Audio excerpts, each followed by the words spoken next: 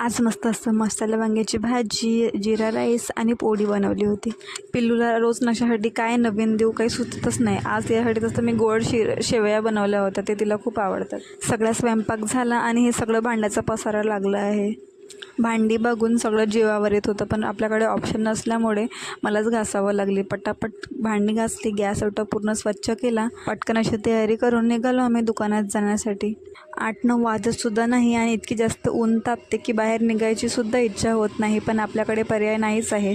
त्याच्यामुळे बाहेर पडावंच लागते. आणि पिल्लूला मस्त असं कानटोपी असं बांधून घेतलं होतं आणि मी सुद्धा असं बांधून घेतलं होतं स्कार्फ. दुकानामध्ये दिवसभर तर इतकं जास्ती गरम होतं. पिल्लूसाठी आम्ही छोटासा कूलरच घेऊन आलो. पिल्लू दुपारला थोडीशी झोप घेतली म्हणजे मी थोडीशी फ्री होऊन जाते.